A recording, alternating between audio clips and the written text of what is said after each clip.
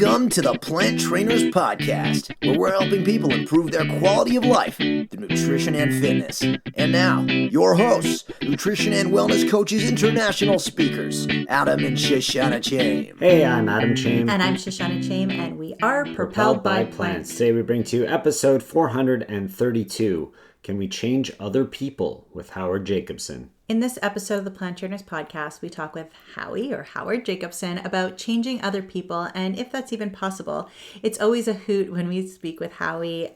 This is his fourth appearance on the Plant Trainers Podcast, and we always laugh and have fun. But for some, change is no laughing matter, and trying to get others to change is even more serious. And I think at the end of the day, our conversation was really about the steps that you could take to respectfully model and educate the ones that you love about a plant-based diet and help them be ready to decide on their own and change on their own. This episode is one for anyone who is plant-based and struggling to get their family members or friends or the ones that they love to follow suit. Howard is a health coach and an executive coach to clients ranging from startup founders to established and rising Fortune 100 leaders. He's the director of coaching at Bregman Partners and head coach at the Healthy Minds Initiative. Howie is the author of AdWords for Dummies, co-author of Sick to Fit with Josh LaJohnny, contributing author to Whole, Rethinking the Science of Nutrition, and The Low Carb Fraud, both by T. Colin Campbell,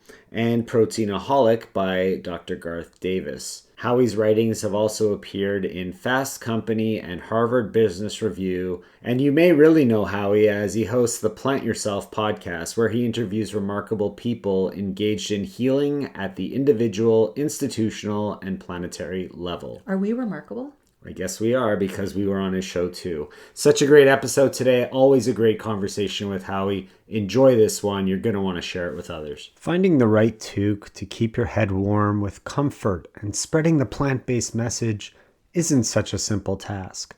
That's why we decided to put together a fantastic toque made from 100% organic cotton that does the job. Grab one of our plant power toques and enjoy comfort while supporting and spreading the message of eating more plants. Check it out at planttrainers.com/shop to get yours now. And now for a moment of gratitude. I am grateful for all the people who have been sending me pictures of the I Am a Peaceful Goldfish book that they're ordering for their loved ones for the holidays. It really does warm my heart to know that it's being utilized. I'm grateful for this time of the year as we just finished celebrating another holiday, another one coming up. It's just a fun time to be with family and friends, and I hope you have that opportunity as well. Howie Jacobson, thank you so much for joining us again on the Plant Trainers Podcast. What a pleasure to see your beautiful shining faces. Welcome back. This is exciting. Looking forward to this conversation. Me too. Do you have a moment of gratitude that you want to share with us? I do. And it's counterintuitive for me because I was walking on the road yesterday. I live in a rural community in North Carolina, and I just wanted to kind of get away from my desk. I was stuck with some writing, and I'm walking up and down, and I'm listening to a book on tape, a novel. And all of a sudden, there's all this traffic, like weirdly, at 2 p.m. on a Thursday. There's trucks, there's cars, there's lines of them. And every time one goes by, I can't hear my book on tape. So I have to switch it off on my earbuds. And I'm finding myself getting annoyed.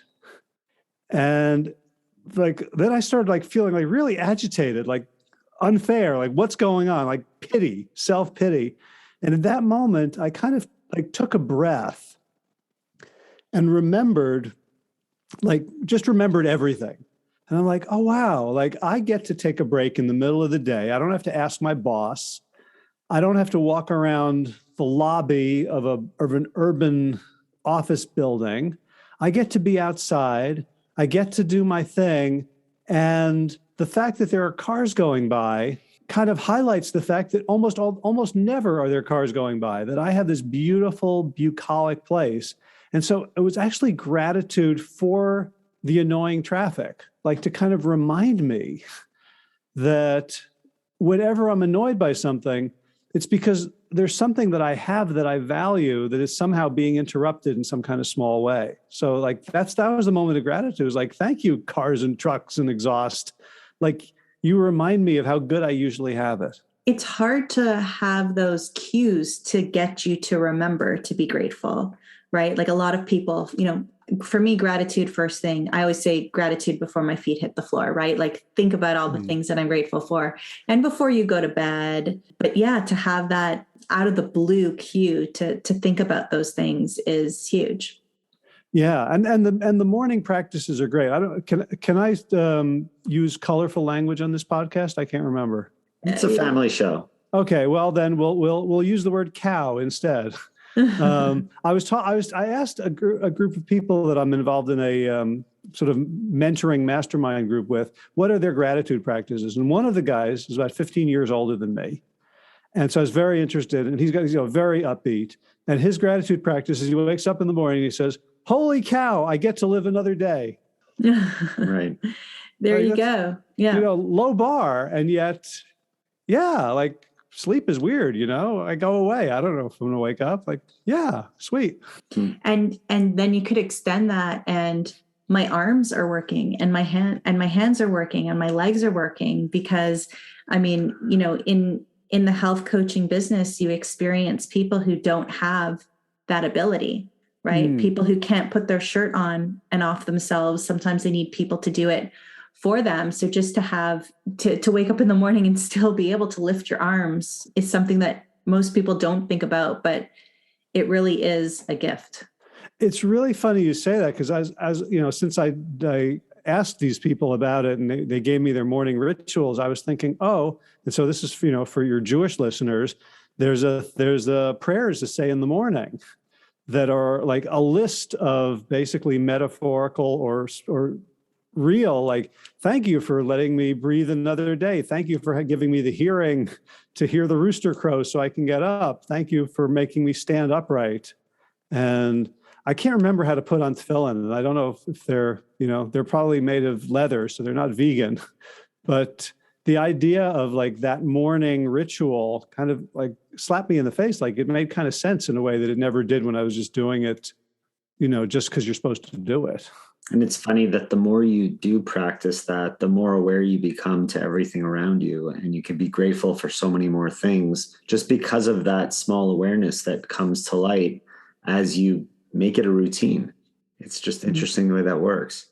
Yeah. And I found with some of my coaching clients that, gratitude, you can kind of come off when you're preaching gratitude as like a little bit moralistic. And I found that with some of my coaching clients that a gratitude practice actually helped them stop binging, because it's sort of like gratitude is the opposite of entitlement. And when people are binging, like the strong physical internal sensation is that of like, I need this, I want this is mine, right? And like even like an inch of gratitude in there somehow was able to like, I'm not entitled, like I get to have this, I'm not entitled to it. And it kind of takes the edge off that manic need to consume. Or you're grateful for the choice to be able to consume it or not consume it, where some people don't have the food to consume, period. And here you are with the food in front of you, and you do have the ability to choose not to partake in it. And there's power in that. And a lot of times it does come back to power and feeling in control. I always loved the perspective of I have to do that versus I get to do that. It makes such a difference. Like I have to drive my kid to his practice. No, I get to do that. It's a privilege. It's exciting. It's such a great opportunity for so many great things to happen. So it's a good flip. I have to I get to. Yeah. And like I find when I offer that to my coaching clients, 90% of the time they're grateful, and 10% they kind of push back. No, I really have to. And I've stopped trying to convince them, but I'll offer them a linguistic shift. I'll say, I have to do this in order to. So at least it'll be like, if I've got an article that's due this afternoon, like, yeah, I get to do it. But at this moment, like I have to do it. Like I made a commitment. But then if I say, well, I have to do it in order to be in integrity, then that kind of takes the bite out without me then, having to like a step too far into like, this wonderful opportunity to pay my taxes, Yay, I get to give the government more money. Exactly. But I get to earn the money to then be able to pay. Anyway. Yeah, it's always such a wonderful conversation with you, and such a deep conversation. You've been on episode 109 and 189. Is that all? Only two? I feel like it's more. One of them was actually it was two parts. We did a two-part one in 2016, and then of course we did the group one in Marshall, Texas, when we were still going to Marshall, Texas for Health Fest. And we had such a great roundtable happening there. And I still have the picture of, who was it? You and Adam and this guy, Adam. And Sid, Garza Hillman, all of you heads? Facing one direction, and and the picture of the back of all your heads, because everybody else kept tapping you guys on the shoulder, not knowing who was going to turn around, thinking that they were talking to one person and it's a completely different person. So we have good haircuts. You do have good haircuts. Do you ever get on social media, or people telling you that you look like Johnny Sins? Do you ever get that? Yesterday I was on a podcast. The guy told me that I sounded like Nicolas Cage. Oh, interesting. That's impressive. I can't hear that, but now I just want to try to imitate him. What microphone do you have? Maybe you've got a good microphone. Let's be on this podcast together. That's good. So we will link to those other episodes if people want to hear back to everything we talked about back then at planttrainers.com. But why don't you give anybody new to you, which I don't think there are too many people new to you, but if there are, give us a little bit of a synopsis of how you came into the plant-based lifestyle. Yeah, so I accidentally read Diet for a New America by John Robbins. It was in 1990. It was about, I'm going to say, a week and a half to 2 weeks after my dad died suddenly of a heart attack. And I was never interested in food. Like, I remember an argument, with one of my roommates. We had our senior year, we had a dorm with a kitchen. And so each of us took turns cooking, and he was kind of into eating healthy. And I was like, I like chemicals. They taste good. That was me. And somehow I found myself at some bookstore, and I saw the Spine Diet for a New America. And there was no reason for me to be interested, but somehow, the universe had the thing fall out of the shelf into my hands. And I read it. And within 3 hours of finishing it, I had become basically a whole food plant-based vegan. And that was the start. I lost a bunch of weight. I got back to my high school weight because college, the freshman, whatever, hadn't gone away. And I felt great. And all of a sudden, the whole world made sense in a new way. And I would love to say that I have been 100% vegan, plant-based, healthy since then. But the truth is I forgot several times along the way. And the most recent time that I remembered was when I got to work on a book with T. Colin Campbell. And I was in South Africa at the time. And in South Africa, we were in a very rural area. And it's very easy for me to convince myself that, I needed to, nothing grows here. You got to eat the lambs and the whatever. And I was working on this book that ended up being called Whole, Rethinking the Science of Nutrition, while I was really not being very vegan or plant-based at all. And I kind of didn't want to tell Colin that. And eventually, first of all, just the embarrassment of having to keep a secret from my co-author, and then reading the chapters that he was writing that I was then editing and working on, was holy cow, this is serious. This is real stuff. I remember why that book in 1990 was so important to me. I remember why the China study in 2005 was so important to me. And I have been, whole food plant-based vegan ever since that. So that was 2012. So we're coming up on my 10th year anniversary of not backsliding. So it's kind of like plant-based amnesia. Why do you think people get plant-based amnesia? I think, first of all, there's not that, unless we organize our environments to support our weird choices, the world is just going to, drag us back down. What do we do? If you wanted me to predict someone's behavior, the best way to do it is to look at the behavior of the people around them. That's who we are as a species. It's a wonderful shortcut, this kind of social mimicry. And if you want to go against your tribe, you're going to do it at your peril, because you're risking disapproval, you're risking some form of ostracism.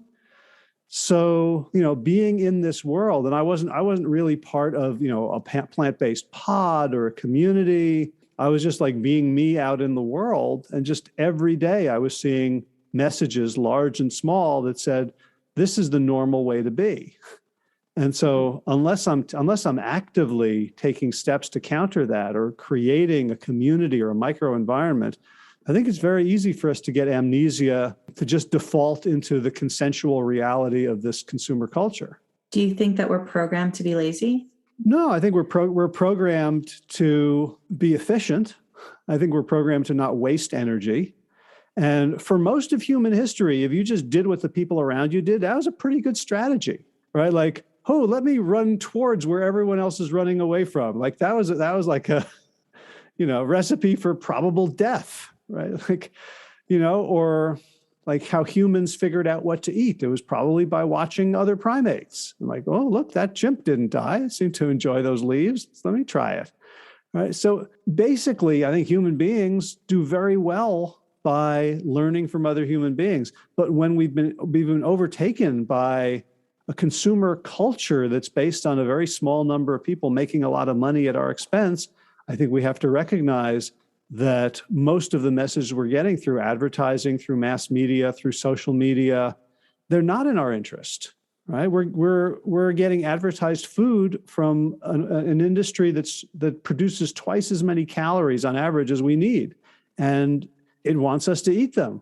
So we have to recognize that the game has changed. So I don't think calling ourselves lazy is helpful, but I think recognizing that there's a mismatch between our biology and our environment, and then taking active, proactive steps to counter it so we can live a good life is useful. Culture, though, and society has changed quite a bit over the last few years. There's a lot more plant-based options out there. The science and the evidence is really coming out a lot more. Why do you think still so many people are so hesitant to make changes? Well, I think we're all hesitant to make changes. Like the world has foisted a lot of changes on us over the last few years. You guys are Canadian, so you're buffered from some of the worst of it, right? Hopefully. Kind of.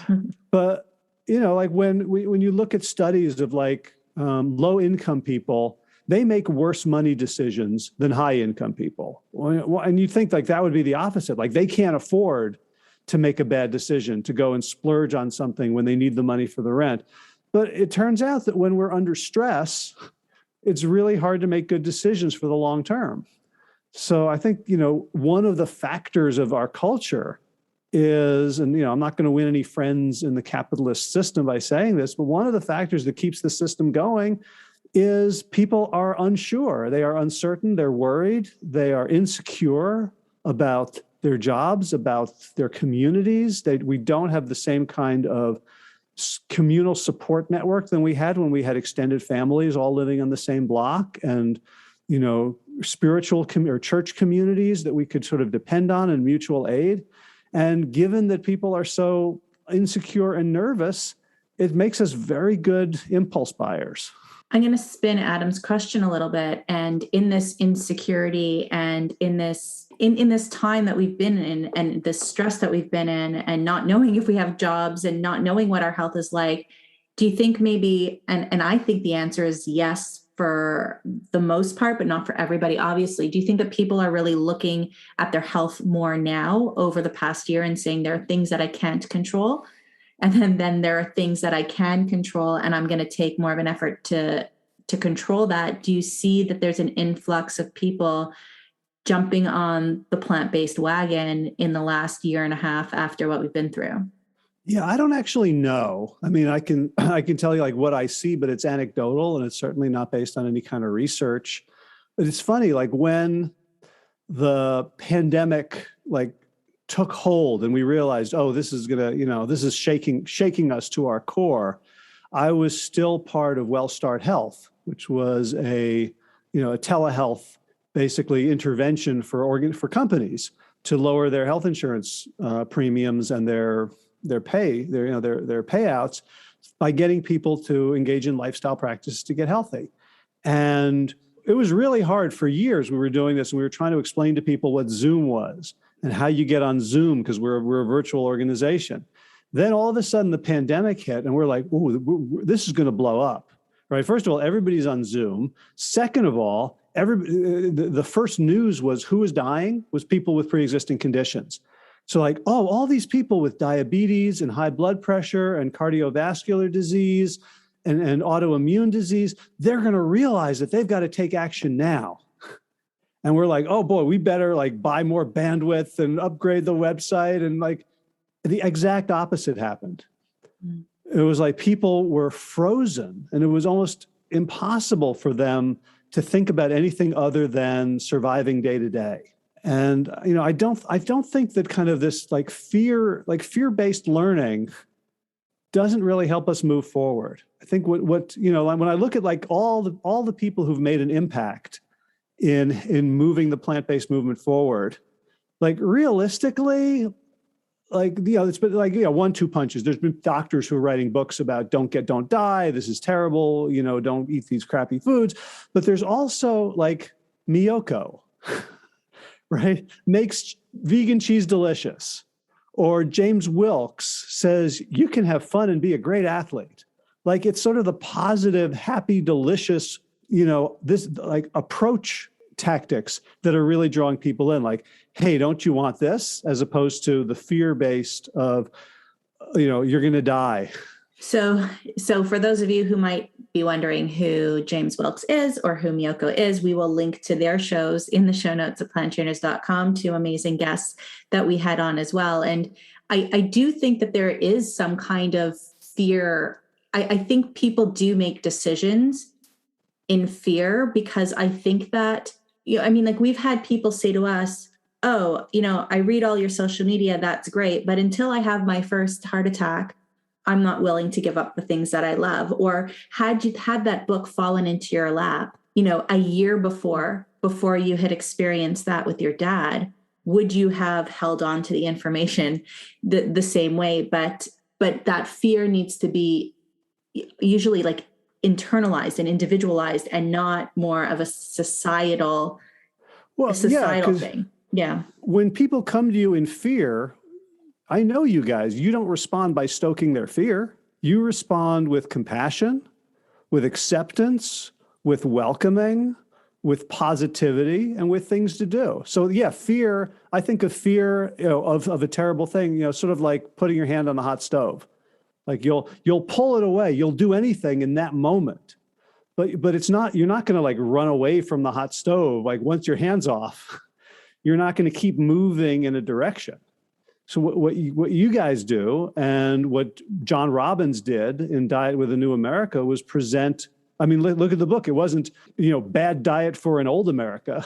It was forward facing. It was like, we can do better. Here's an invitation. And we're not like turning a blind eye to the negatives, but the basic orientation is towards like, here's a thing you might want. Here's something beautiful to move towards. Right, like in this new book called "You Can Change Other People," and we talk about the importance of having an energizing outcome. If someone's coming to you with a problem, so if you try to solve the problem, the metaphor we use is like having a GPS and putting anywhere but here as the destination. Right, all you want to do is get away from the problem. But whereas when you think about like, what do I want instead, then you've got a destination. You can put in the coordinates. And you're going to start getting instructions and feedback to help you move towards it. Winter's coming. In fact, it feels like winter's already here. And what we have for you is a way to cover your head, cover your ears, keep you warm, and let people know that you are powered by plants. We have our plant-powered toques out and ready to go. It is not too late to order them for Christmas gifts for yourself or for someone that you love. So visit planttrainers.com/shop and get yourself a toque now. And we will put in a little card for you thanking you for your purchase. But if you want that to be a card that's a gift for somebody else, let us know and we will do that for you. So one of the things that we do, and when people come on the show and ask, how do I make my husband, become plant-based too? How do I make my children do it too? And our general message is lead by example and wait, and lead by example, keep the relationship strong and wait. But you've got 4 steps on how you could change other people in the book. Do you want to talk about those a little bit? Yeah, thanks. Yeah. And so like absolutely leading by example is a great step. And it's probably in many cases a necessary one.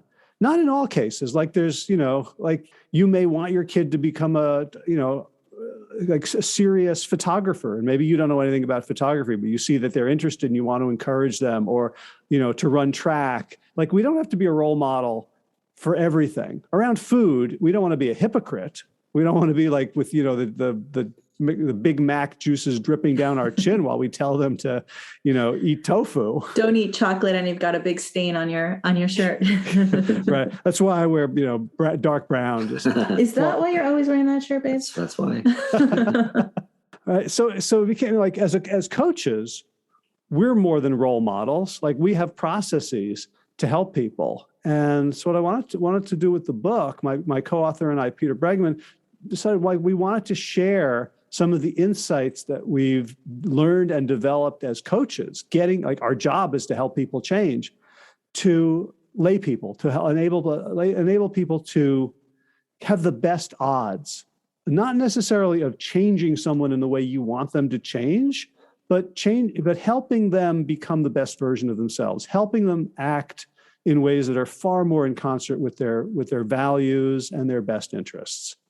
So the first step is probably the most fundamental and most powerful, which is to shift from critic to ally, right? So a lot of like the people who come to you who are frustrated, like, okay, you got me, I'm eating well now. But like my husband's a slob, my kids, my siblings, my parents, it drives me crazy.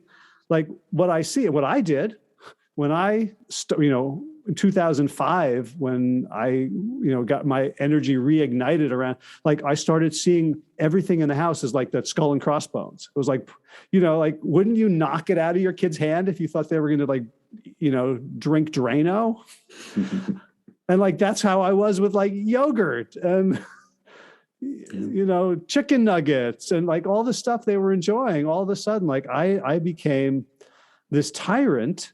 And I was highly critical of them. It's like, don't you, whatever would work, like animal rights thing, like my kids are little, like, don't you love animals? It was insane when I look back on it, but I came at them as a critic. And there's lots of ways to come at people as critics. One is to just criticize them, to nag them. Another is to shut up and make faces and noises. Right, like I am a black belt at the leaking, disapproving look. Right? That's what my kids will tell me. Like I don't even realize I'm thinking it, and they're like, "Stop judging me." We can also be a critic by knowing better. Right, like if I tell you guys what to do, you know what, you guys look. Like let me tell you about what's wrong with the background of your studio here. Let me tell you, like all of a sudden you can feel like, who the hell is he to tell me what to do? And like, so if I'm coming across as I know better, and all of these approaches trigger shame. And depending on how, put together the person is emotionally, more or less shame, but any degree of shame is inhibitory. Like we human beings are wired to feel shame so that we stop what we're doing and then have time to reflect and correct. And so if you want someone to change, the last thing you want to do is inhibit motion. You want to encourage motion. So instead of being a critic, we talk about being their ally. And there's a bunch of steps that kind of, a process that we go through, because you can't just like flip the switch and say, okay, I'm your ally now. But that really is the first step, is approaching them in a way that they feel like you're on their side. You care about them. You have confidence in their ability to do what's right for them. And you are committed. You're offering to help them. So that's an ally. It's definitely very challenging not to put judgment on things when you see them. I mean, the way you were describing how you looked at food when it was food that shouldn't be there, I think we all go through that. And it's just learning how to shift your judgment on other things or people. It's a job in itself. Like it's not an easy thing to do. But then again, making change is not an easy thing to do if you really want to do it. Yeah. And we don't have to like erase our judgments, right? So it's not a matter of like, if people needed to have different thoughts in order to behave differently, we'd be in trouble, right? Because I don't know about you guys, I can't control my thoughts. The day I started meditating, I realized that I cannot control my thoughts. Have you tried tapping? Have you done any tapping? I've done some tapping. Yeah. And what I can't, but I mean, it doesn't bother me that I can't control my thoughts. Okay. Because I can control my attention around my thoughts, and I control how much they pull me in. So it's okay. Like I actually like to start with my judgments. So if I'm looking at someone that I want to change, let's say one of my children, this is totally hypothetical if they ever listen to this. This is, this is my other children, the other family that they don't know about. Oh, dear Lord. No wonder. No judgment. No wonder I'm so tired. My Canadian family. So you heard it here first, people. Sorry. So I'm thinking like, so I'm really judging, my son, the way he's eating. I think it's irresponsible and self-indulgent, and he's being a hypocrite. And then I feel like, oh, right, I should stop judging, right? And then the word should is in there. So now I'm judging myself for judging him. And so there's a beautiful place to start. I like to start with myself and to say, okay, so I'm thinking these thoughts about him. Where's my positive intent? What do I have to care about in order to even care? And I have to care about his well-being, his health. I have to care about the planet. I have to care about animals. And so all of a sudden, like anytime anything upsets us, it's because of a positive value of ours that is being challenged in some way. And so like anytime I'm upset, like why was I upset on the road when the cars were honking? Because I like peace and quiet. So any negative emotion, sensation, judgment, thought I have is predicated on caring about something, about some positive, valid need or value. And so I get in touch with that and I can feel, I so want him to be healthy. I want him to lead a good life. And then now I can be gentle with myself, and I don't have to get rid of the judgment. It's just like, there's the judgment and I see where it comes from. So now I'm tenderized a little bit. Now I can look at him and say, what does he want? He's 21 years old, going through a tough time of life, under any circumstances, can't see his friends, can't go to school in person, wants to have this profession, but needs other people around. Like, it's really hard for him. And he wants to feel good. And he's discovered that eating certain foods makes him feel good. It gives him pleasure. Like, he wants pleasure. He wants to feel good. Like, that's a positive. So all of a sudden, I've taken those judgments and I've softened them with self-compassion and with compassion for another. And now is the point at which I can honorably approach him. And if I want to talk about it, I can say, hey, I notice you eating, all this stuff. And, and whether he's, he might say, I don't feel good later. Like, I don't want to do this. I don't have any energy. I might say, you seem like you're out of sorts a lot. Would you like to talk about it? Right? I don't even have to mention food. I can just point out like something, that I care about and that's not going to trigger shame or defensiveness. You seem kind of tired a lot. Would you want to talk about that with me? I'd love to, would you like to think about it with me? Right? And at that point, it's much easier for him to say yes than if I say, can we talk about this garbage you're eating? So what are some of the other steps in there? So the first step ends with getting permission to have a conversation. So if I say, hey, you want to think it through with me? He could say no. Because remember, we have history, right? I've messed this up a lot. And so if he says no, I have to be willing to be really okay with that. Say, okay, that's cool. If you ever change your mind, I'm here. Because that reinforces his ownership of it, his autonomy, right? Because people don't resist change per se, they resist being changed.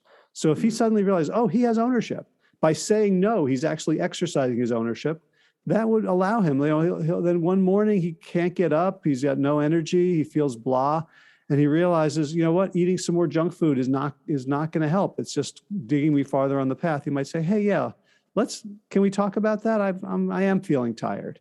And at that point, I've got permission. So the second step now, and this is counterintuitive, because when someone says, okay, let's talk about my problem, we want to solve their problem, right? Because we love solving problems and we think we're smart when we solve problems. And but the problem with solving problems is it's almost never the right problem. And they're still in fight or flight. So they're still in a very defensive posture. So instead, the second step is identify an energizing outcome, which is say like, oh, great, what would you like? So instead of, okay, well, let's talk about how tired you are and how achy and blah you feel and you get sick a lot. Let's talk about what life would be like if it were wonderful. What would be ideal for you? Oh, I'd love to have energy. I'd love to, right? So we want to get them to a place where they're saying something positive. And then what I like to do is attach it to their values. Like, so for the sake of what? Like, why is that important to you? Because, like as coaches, we're all trained to like get people's big why. And when I started doing this, I thought the big why was I want to lose 50 pounds so I can, but it was always like some future thing because I want to climb that mountain. I want to go on vacation. I want to dance at my daughter's wedding.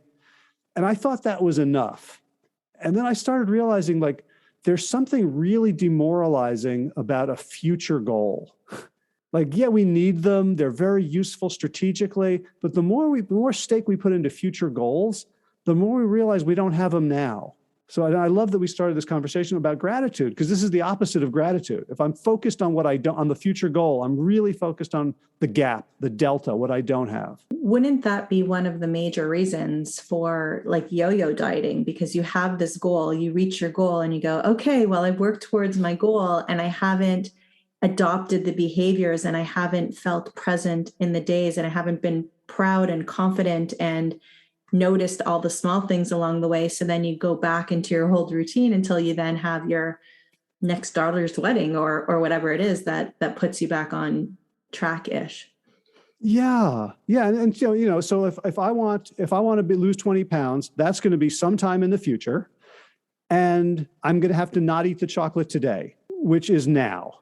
So pain now for pleasure later is not a great algorithm for human success. But instead we talk about like, why do you want, what's the value that you want to exhibit? Like, I want to be there for my daughter. I want to be present. I want to show up. I want to be connected. I want to be responsible. Like those are all values. They're not goals.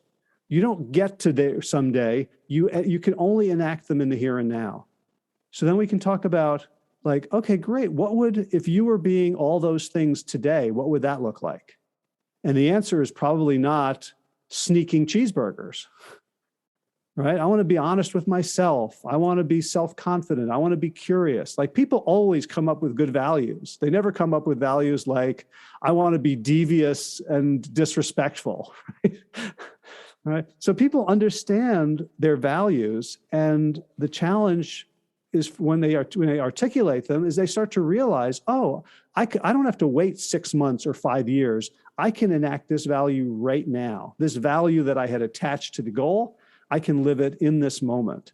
And so once you have your energizing outcome and you understand why, you kind of already have a roadmap forward. It's a different perspective. I mean, usually we talk about setting goals, and now we're talking about shifting that to the now and what can we do differently value-wise, which is interesting. Yeah, and I think they're both important. I think, if you don't set a goal, it's very hard to know if you're on the right track. Like, set a weight goal, check your weight, like use that. But really it's the journey, not the outcome. Right. I mean, not the end, not the destination. Like that's what makes it worthwhile. What's the longest race you've ever run? You're asking me? Yeah. 50 miles, 50 mile race. Yeah. How long did it take you? About 10 hours. Yeah. So if the outcome, if the destination was the important thing, you could have just stood at the finish line and walked across it. Mm-hmm. Right. But you spent 9 hours and 59 minutes not there. Right. But that's what made the outcome worthwhile. Like crossing the finish line only had meaning because of the other 10 hours. Right. So it's funny because I was running with a friend the other day and she's like, I'd really like to run a race with you. And I'm like, I don't know if I really want to run a race. She's like, well, the only person I'd run a race with is you. And I'm like, why? So she said that two other people who she had run races with who don't even know each other made her or encouraged her because they were choosing to actually cut through on the racetrack and make the race shorter and not actually finish the 5K or the 10K, just get to the finish line. So it makes you wonder what's happening deep down inside the brain to make you want to shortcut those goals. Maybe that's a whole other conversation. I mean, yeah, so we can certainly, you can look at malfeasance in the world and it's almost all some shortcut based on, I will be happy when I get this, as opposed to I'm going to be happy in the pursuit of this. And I suppose, I come from a family of kleptomaniacs, honestly. I have the gene. Your Canadian family? Yeah. No, this is my New Jersey family. I have the gene, I don't act on it because I'm afraid of authority figures, but I'll go to a restaurant and I'll see a light fixture. And I'll say, how could I steal that? There's definite pleasure in me considering crime. Right. Well, and that can be genetic, but good for you for not acting on it. Yeah, I don't know where this is going. All right, back to step 3. Give us step 3. Let's go through. Yeah, let everybody know quickly what step 3 and 4 is, and we'll let them head to the book to find out the rest of the information there. Great. So step 3 in a nutshell is discover a hidden opportunity. Find a hidden opportunity, which is the idea is once we have an energizing outcome, we then can look at the problem from a different perspective. Because often the thing we think of as the problem, if we just solved it, it wouldn't get us to our energizing outcome. If my son just stopped eating crap, he would not immediately become vibrant, excited, enthusiastic. That's sort of a symptom, right? So we can talk about so if eating bad food is not the problem we're trying to solve, I could just say, hey, eat this, not that. Right. And that would solve the problem. Here's some recipes, or, go to Trader Joe's and buy that stuff instead of the other stuff. Right. But then if we look at where's the opportunity? Well, then there's a certain way he wants to be in the world in spite of a lot of emotional, unpleasantness and distress. And maybe every time he gets a craving for some food that's going to satisfy him in the short term and undercut him in the long term, he can use that as a trigger to explore who he wants to be. That can become the moment of values weightlifting, right? Or we can look at, okay, if I change how I eat, that might give me enough energy to start exercising. And when I exercise, then I could go for a run in the woods, and being in nature revitalizes me and it reconnects me with what's important, right? So we're looking for where are there opportunities? In other words, we're almost asking the question, how is the problem a good thing given what you really want, right? So when you talk about when you said, get to versus have to, that's that switch. Right. Oh, I get to feel a craving, right? Most people, when they come to you, are just make the cravings go away. Can we drown them in a bathtub, right? But then they realize, okay, well, what if the cravings never go away? What if the cravings are actually the weights that I lift in order to become the person I want to be? Then all of a sudden, the thing hasn't changed, but our attitude and our relationship to it has. Good. Step 4. Step 4 is the plan. So we're not just about insight. We're not just about emotional healing. We're about different action in the world. And so once there is that, here's the opportunity. Now people can generally have all this access to good ideas, to creativity. They don't need us to tell them what to do, right? The assumption is people are smart, capable, thoughtful, and there's something getting in the way of them figuring this out for themselves. And so it's not about they just don't know what I know. If they just knew what I knew, I mean, sometimes, right? Like there are situations, edge cases where people you just give them a book and they're like, oh my gosh, I never heard of this, right? In our world, that actually happens quite a lot.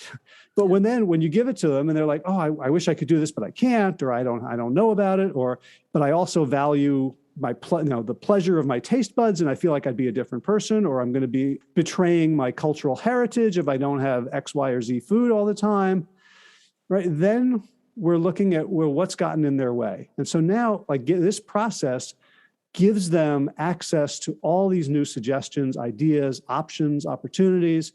And so we're going to help them come up with, what do you want to try? And the important thing is not, what do you want to try that is going to be guaranteed to work, right? We're not asking them for success. We're asking, what are you confident that you will follow through on? Because we don't care if people get it right, right? We don't care if people succeed because we know it's an experiment. We know it's iterative. You guys have talked about this a lot. We're just trying to get people to do new things and pay attention to the outcomes.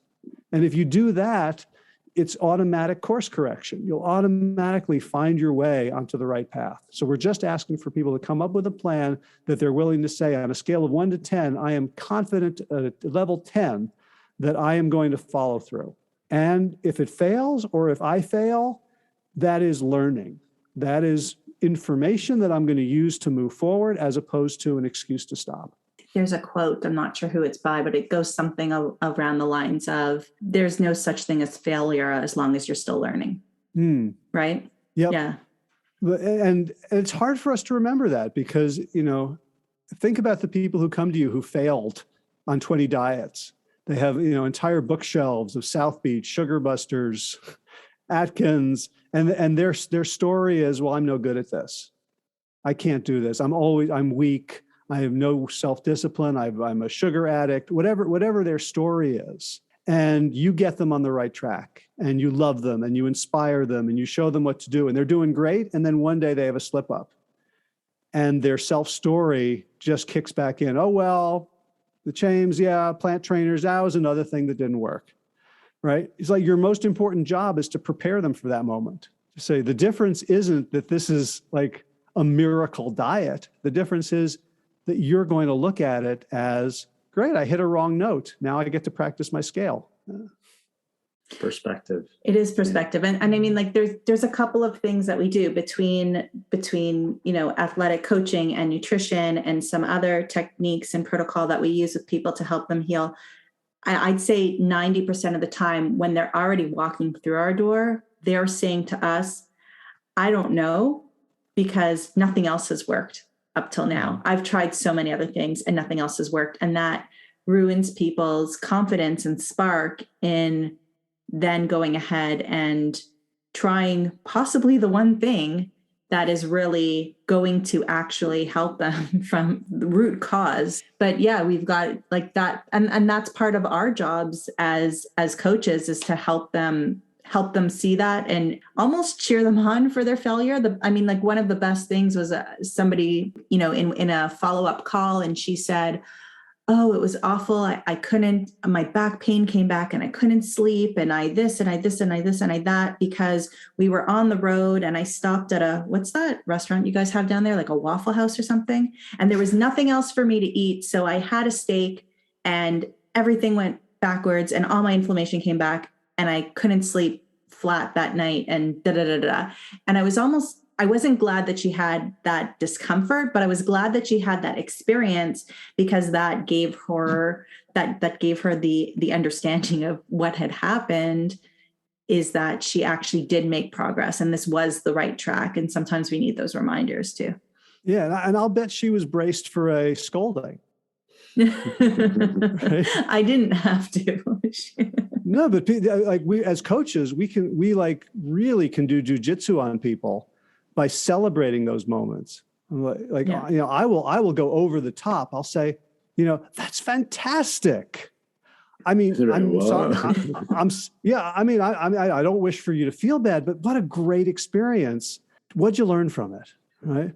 If you knew that same thing might happen in the future, what could you do differently?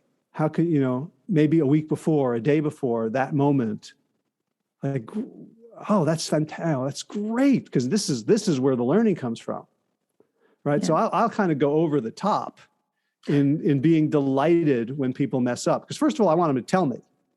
Right. Like, you ever have a client cancel because they've messed up and they don't want to talk to you until they're fixed? Yeah. Yeah. So I don't think we should meet this week because I really haven't been on schedule. And like, I get it because I'm a teacher pleaser, right? And I want to show up and I want to be praised, right?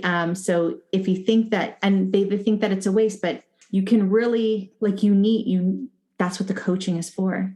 The coaching isn't, you've hired a coach and you're perfect. You are literally working towards a goal and learning as you go and making changes as you go and being sparked to look at things in different ways so that not so that I can make decisions for you or you can make decisions for your clients, but so they can make decisions for themselves. Yeah. Yeah. Yeah. And when we love them and when we give them unconditional acceptance, that opens up space for them to reevaluate themselves, right? Because if I'm trying to do something and I'm just beating myself up, which is how most of us have gone through trying to make these difficult changes, right? I'll look in front of the mirror, I'll make little faces with the fat around my belly button and go, "Oh, you are disgusting," like stuff that just is just not that I've ever done that. Only in Canada.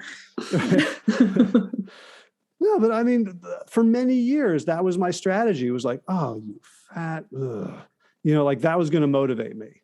And if, I can't remember who said it, but, if self-loathing motivated us, we'd all be great. Change is hard to do for yourself as an individual. And now you've come along and written this book called You Can Change Other People. And it's a fascinating concept because changing yourself is hard. How could it be easy to change somebody else? And is it even our place to make changes for other people? That's a whole other, I think, conversation or twist that we could take on it. But I mean, is it really our place? I mean, let me know. I'll say this. We don't ask permission to make people miserable. Like if I have a conversation with someone and they start doing things differently as a result, I've changed them, right? Like change for me is a break from the past. So if people are stuck in old patterns and then they have a conversation with me or they have a conversation with you and you give them a new insight, a new perspective and a new action plan and they take some new action, they've changed. So what's important to me is not that I'm trying to change them in a particular direction. Because if I think I know what specifically they need, then I'm coming from that place of critic, right? I am superior to them. I know I'm better than them. They are worse than they. Rather, what I want to do is foster their ownership, support their independent capability. I want to enable them to grow their emotional courage and their resilience. So like I look at them and I see their potential. And I don't know how, like, maybe they're going to become plant-based. Maybe I'm going to convince someone and they're actually going to become keto or carnivore. Like, I don't know what they're going to do with their integrity, with their agency, with their autonomy, with their ownership. But my belief is that people who are agents of their own lives are better people. They're less victimized by society. They're less victimized by their past. And so if I can be of service to someone in helping them act in their own self-interests and achieve what they want to achieve, then I do want to participate in that. And in answer to the other question about change being hard, yeah, change is very hard. And that's why we need each other. Change by ourselves is hard. One of the things I realized, like, I wrote the book and then I'm like, I'm going to try this. Here's something I want to change. I'm going to try it on myself. It didn't work. And at first I was like, uh-oh.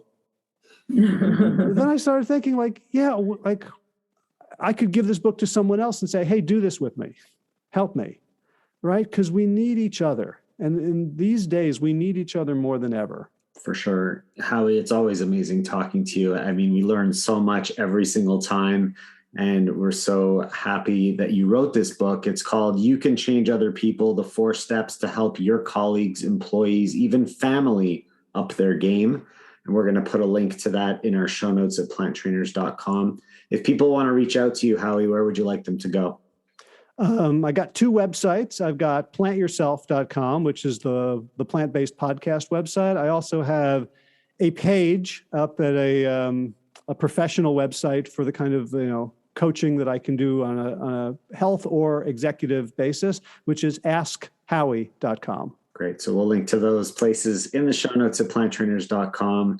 Always a pleasure having you. Come back again for the 4th or 5th time. We'd love to have you. Anytime. I love talking to you guys. You're such bright lights, and you embody the best of our movement. So it's always a thrill to be on the Zoom with you. Oh, thank you. Thanks so much.